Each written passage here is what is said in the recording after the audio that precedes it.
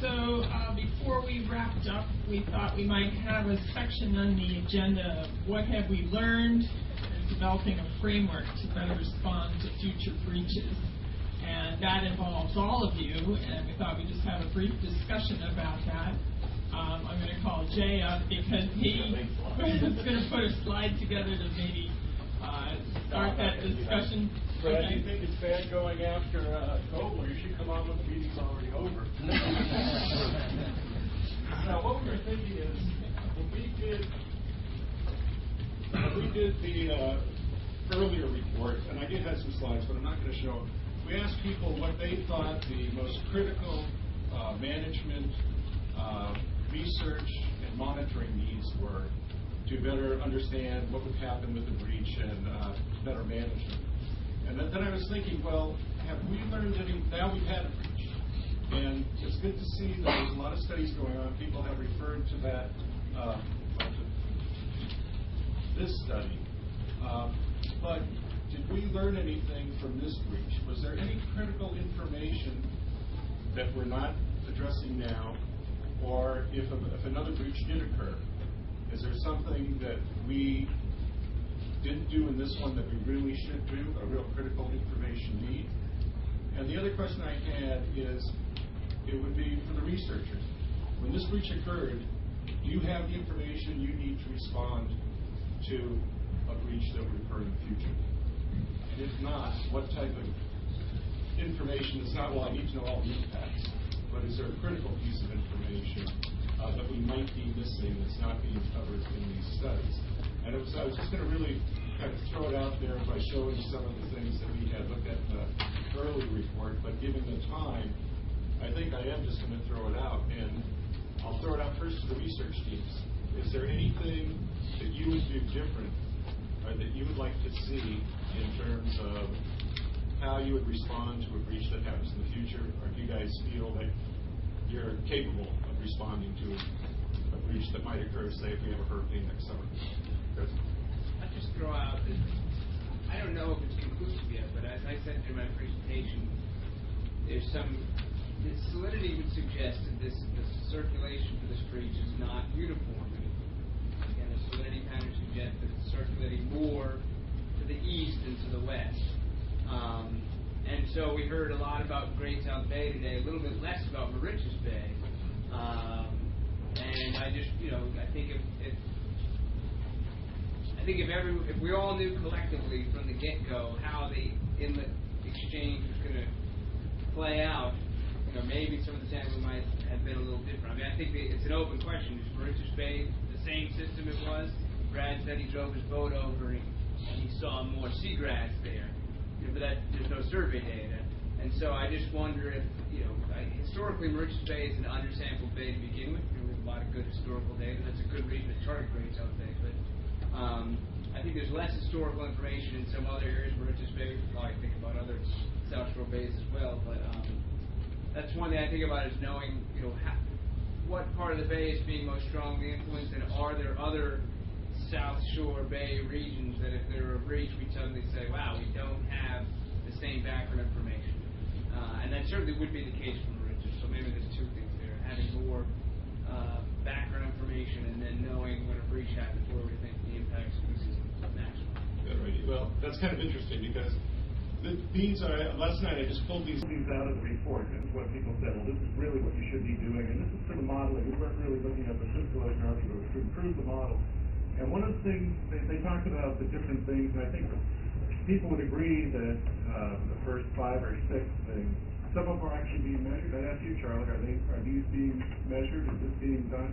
But if you look at the last one, we also said, okay, what would you need to do, or what should we do if a breach occurs? And one of the things they said, they would like tracer studies to measure the net transport to get better residence times and also figure out what the net flow is, which is kind of what you were talking about, how it's affecting all the other ones. Charlie, is this accurate now, or is it? We don't know too much about the freshwater input. That's still not.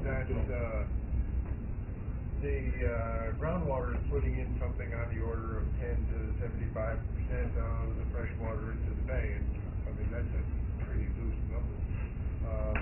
Surface water is only actually monitored in about 4 places on the bay, and there's something on the order of 50 streams. So fresh water is a bit of an issue. With one of the oddities about this breach is that we actually have some continuous data from before the breach, and so that's one of the things that we are actually doing that well. As for the issues with tracers and things of this sort, I think the fastest way one could respond to a breach is to have a circulation model with a group that's able to adjust it very quickly. We have had a good model, but we just don't have the oomph to, within a month or two to actually redo the whole model. That's a fairly large effort. And that would address residence time. It would also address things like sensitivity to storm surges. And it would take care of the bay boundaries and how they were acting, because that's pretty old information now, obviously. Right. So there are other things that have to be done. Well, we did go through the, when you say open ocean boundaries, just taking the watermark, you mean just outside the inlet, or you mean well, at that time, I think that's improved immensely. They were talking about within the bay, they weren't getting the boundaries correct. This was the water column productivity, and this is what they're looking at. It's pretty much doing transits. I think some of this information is being done, right or wrong, but they're longitudinally and horizontally in the bay. Is there anything else, Chris, that you would have liked to have seen done as soon as the breach opened, or right before, except for these longer-term studies that characterize background information? Yeah, I think the county's record has been very strong in that background historical data. So that's been very useful for comparative purposes. Again, there's some areas where you have less information, like in this case.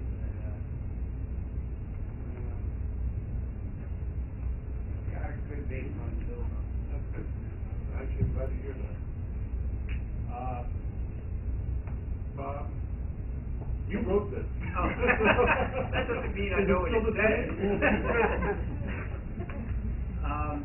I mean, is there anything that you would have really liked to have had, or that you have seen from your experience with this past breach that said, oh man, if we had this, or if we got this information right away, it would be very helpful? Well, yes. We really don't have a good sonar map at the bottom.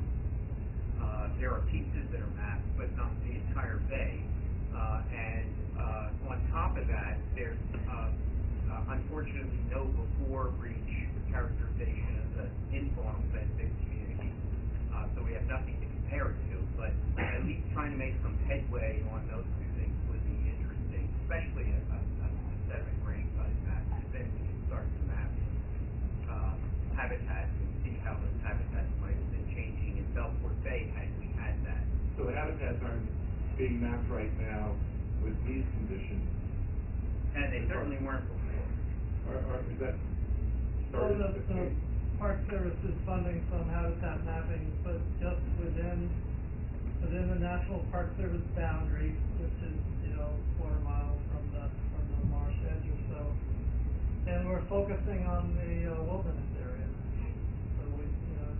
So the whole habitat mapping, acoustic mapping is really expensive, so we can only do limited areas. And I think, Roger Flood has some areas that he maps throughout the day, but I don't know that the whole day is been mapped yet. Interesting to hear, like you said, it's something that I think we have to start looking at, because this breach, we don't know what's going to happen, but I think if things are going, the court's going to be doing work, and that might inhibit breaches. But down the road, I think you have to expect that they're going to have a dynamic code. Jay, go backwards? Yeah. It is possible to do a survey of the bottom and actually measure what's going on. There are AUVs with cameras that could be directed to go over the same territory again and again and monitor what's going on. You can actually count the number of clams and informal the creatures and what the drafting you're doing. It could be done, but it isn't at the moment. Well, I'm trying to find out if that's a priority that's going to be able to answer, the question.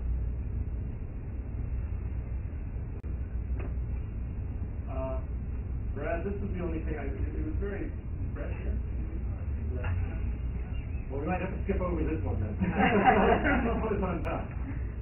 This was the finfish one, and again, it was recommendations. I think these are like 5 general things that Dave Conover came up with. And I'd ask Mike, Chris, if these types of things are being done. It sounds like the survey. It sounds like a lot of this was incorporated into the work that we were doing for the Park Service. So it's good to see that some of those recommendations were done at least after the breach, and some were done as part of that special focus area. So I don't know, what would you say would be the most important thing to have done? Well, from a general comment, I hope it's appropriate here. I think for all these things, it's just long-term monitoring. To know when something happens, that you have to from the previous state to compare it to. But specifically to that list, the HBO plankton surveys, as far as I know, aren't going on. And the hydroacoustic surveys, I'm not sure they would work inside the bay, but I'm not an expert on that. But the rest of them, I think, have been ongoing. Okay, once again, that's good to know. So you're saying hydroacoustic might not work in the bays, and the ichthyos plankton are not being done. Yeah, I talked a little bit to Joe Warren about acoustic surveys, and so he's really the better person to ask him to address that question. And there's it says peak stain and gillnet trawl. Well, UDT is probably still doing their beach stain survey in the bay. Brad is certainly doing beach stains and trawl. We're doing trawl, but a lot of what we're doing is short term, and no one's doing gillnetting as far as I know. And that might be another way of getting at the gillnet in the round. So you have essentially you're doing 3 years worth of data? That's what I heard. You're doing 3 years worth of data? We've got 2007, 2013, 2014. But there's no continuous monitoring program in Great South Bay to collect the information. That's the gillnet. I don't know what the gillnet survey is. No. Okay. No, we don't do that. I mean, it's South same Bay. survey. We don't do Great South Bay. Okay, it's not in Great South Bay. So I guess I have to call on Bill. No, just a quick point of clarification. These are needs for what? No, well, the thing that we were looking at first was, are we prepared if another breach occurs? Now, the only way we can put that in context is what we asked the people before. And that's what at first we were trying to say, if another breach occurred, whatever, next June, would we have the equipment and the resources in place to answer? And the other part of that question was, were we missing something? As you guys started doing this work and started seeing things, was there something that was missing? And it doesn't sound to me like there was. I think the things were pretty well thought out. So it's just to be, are we prepared to respond to another breach? And if not, what should we be doing, and what are the big questions? And I was going to speak with that, if I could. I think there's obviously an impressive amount of work going on. These are great lists. And I think one of the issues is, obviously some of this stuff took time to spin up. Thankfully, Charlie lives by the bay. He's got a little rowboat. He's got friends who are pilots. But, you'd like to do a little better than that in preparing for the next one. And I guess the question is that spin-up time a problem?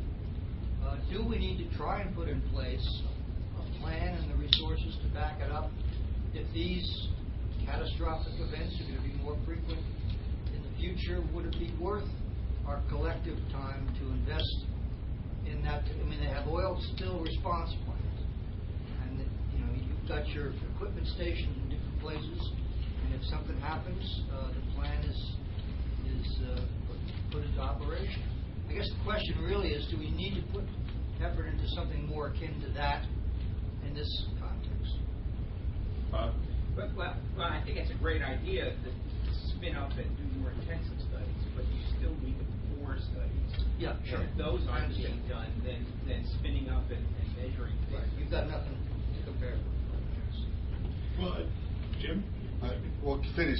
No, because sorry. I wanted to- I'm done. I was ready to go 15 minutes ago. Just to add in, I think, and this is great. We get ready to do this, and having go teams and bags and everything ready to go is a great idea. But we still haven't really gotten to the point of how we're going to respond to additional breaches. Remember, we've got 3 that happened during the storm, and the only reason this one stayed open was because it was in the wilderness area. So right now, the protocol from the engineering side is still, if we get another breach, they're going to be looking for a dredge to close it the next day. And I think a lot of what I've seen here and all the discussions is there's some great things that have happened. I've learned over the last year that the barrier system we have relative to the rest of the United States is kind of in poor shape. It's I think the term was they used, it was an unhealthy barrier system because of the way we've managed it. And we're going to get more breaches because of the fact that it's not as healthy as it could be in like other parts of the country. And secondly, from these studies, you can see we're increased diversity. I mean, all of this stuff is very positive. That, I think, needs to inform the discussion about what we're going to do with breaches if they occur, because a lot of the predictions are we're in this very active time where we're probably going to get more breaches. But again, right now, the federal government and my agency, the first thing they're looking at is they're going to close them. And that hasn't been addressed yet. So we really need this information to start driving or informing that discussion, because I don't think that connection's been made yet. Well, there was one thing we did kind of skip over that. And the reason we skipped over that, because when we did the study in 2001, or not study, but did this report, the Corps was doing that work. And they said specifically, we're handling the physical oceanography and we're handling sediment dynamics in the inlet. So we didn't do that. And that's why that it didn't even come up in one of these slides. I think that's very important. I don't know what you mean about the unhealthy barrier system. I'd like to talk to you about that, because in some ways we're a lot healthier than most other places. Oh, that was Gary's criteria. Yeah, depends on criteria. Yeah. But I think that's something that the USGS might have an idea of too. Now, do you have quick response teams that are doing that for the water level elevations and that? But are you doing it for these responses? I know Abby Salinger was doing that for looking at breaches and the evolution of breaches. So we're doing it for physical measurements, and going forward, we're also trying to come up with ways of maybe doing it for water quality, to have mobile and rapid response water quality packages. But I would turn your question around and say, what were some of the things that really worked for us? And I think we're very fortunate to have the Great South Bay Observatory and have a network in place in Great South Bay when the breach formed. Where the breach formed. That's what we're trying to. We're getting at that too. That you don't have the information to compare it to, then getting new information might not help. So potentially sustaining and enhancing long-term monitoring of water levels and water quality, throughout the SSCR, throughout the Central District system, might be, the kind of preparations we might want to consider. And some of that is being underwritten with savings. Yeah.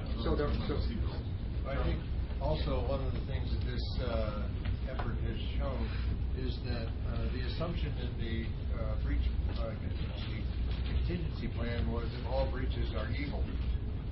And this has shown that that's not necessarily the case. Not all breaches are an immediate threat to life and limb. And so they're luckily solar and the wilderness area managed to slow the whole response down, and our data showed that nobody was going to drown tomorrow. And so they actually allowed it to happen. But well, I guess immediate has different terminology for other people. That's part of the other issue that I think that I would like to see, especially, and I think USGS is working. I think Tim was working on that. That's one of the critical issues: is how fast can that thing expand or contract? And that seems to be a big unknown right now. And I was trying to get at that. Do you think, are you going to be able to have information like that when a breach opens, that you'll be able to make a quick analysis about whether it's going to close or how big it might get? Yeah, or is that something that really has to be worked on? Our goal is to create that tool that I was mentioning in the presentation, something that will be able quickly, when something else opens, say what's going to happen. takes a lot of background information. Yeah. Like the imagery on both sides of pretty good quality. Right.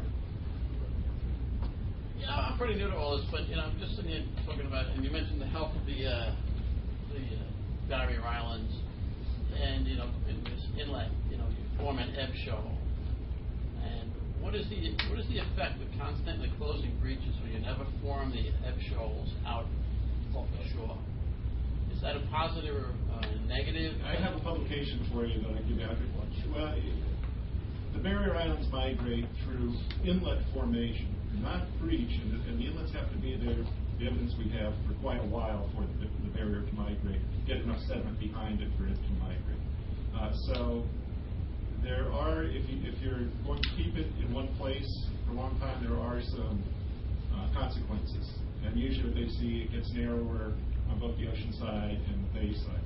We have confounding factors here that we have a lot of sediment in our system that they don't have in the mid-Atlantic states. So that confounds it a little bit more. And we have that makes it difficult to make generalizations about how a barrier island behaves, because it's not necessarily going to be on the same time scales here as it would be, when they have in the mid-Atlantic, where they have virtually no sediment coming into their system, and it's only what's in the barrier that they have to work. Yeah. I know that this is looking at biological resources, but one of the areas that you're not researching, but I think is very, very important, and this came really to the fore in a lot of the discussions in the public, and Malcolm's great breach debate last year, was what's the social interest and the social concerns about breaches and keeping them open. And it became a very polarized type of debate where you had one group of people saying, well, we like these changes, they're good changes, we like to see seals, we like to be able to see our feet when we walk into the bay, we like to see all the fishes that are out there. And then there are other people who say, well, it's going to cause more flooding for my property.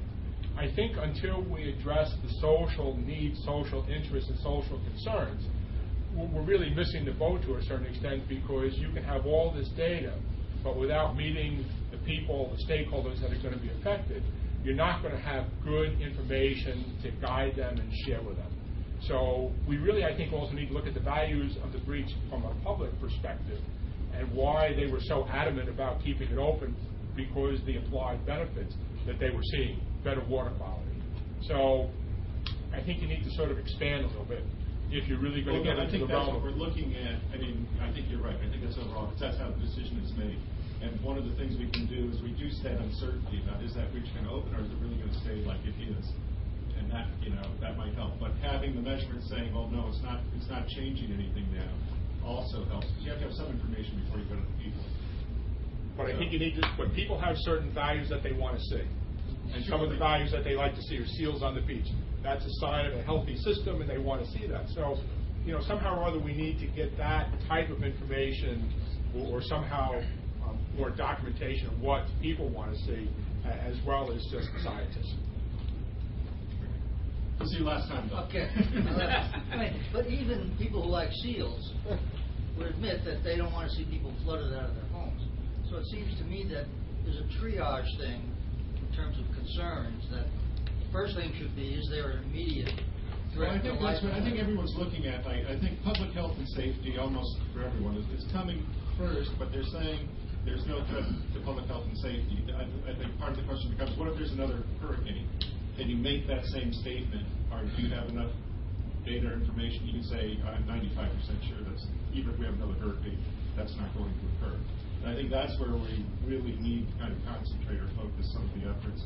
That's what we're trying to do with special focus area, balance the flooding concerns with the environmental concerns.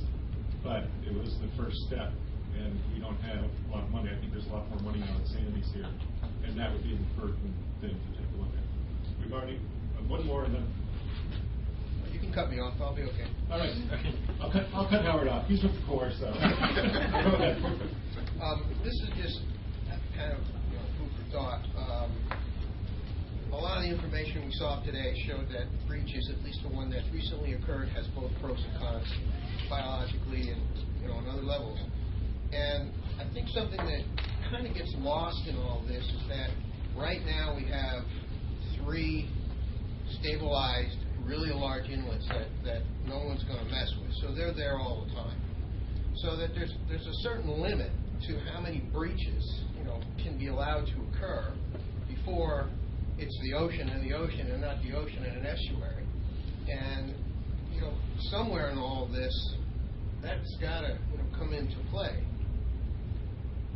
Well, I think you're talking long-term management. That's when I first started out. I was thinking, okay, I should have said the quick response to breaches. Right, but you're right. These things all tie in. At some point in time, if say the one here in the wilderness stays open, another one opens up, and then okay, the last one was good. Well, it's just something to think about. That at some point there's a limit to this. You can't. Prior to the stabilized breaches, there was some kind of conformity. But there might be a limit to the number of breaches that can exist too. That can exist. Those are things that we don't really understand, and that's why we have to keep moving in kind of a stepwise progression. We can't answer all the questions. I think we have to wrap it up now because we are half over. Thank you.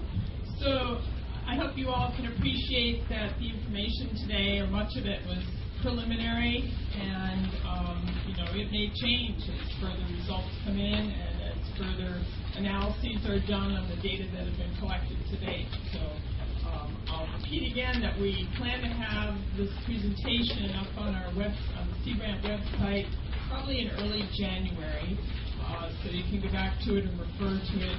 We don't have the resources to try to put any kind of written publication together, and also since it's really preliminary, that kind of didn't make a lot of sense to do. But my understanding is that there will be future meetings like this that will continue to update people about the findings and the studies, and those will be done by the National Park Service, who is funding most of the work that's going on right now. And I'd really like to thank the speakers today again for the work that they did in pulling together their data and presenting it to all of us. I'd like to thank the National Sea Grant Program Office that provided the funding for this meeting, and also the other funding agencies that have supported the work that you heard today. So thank you all for coming. Have a safe trip home.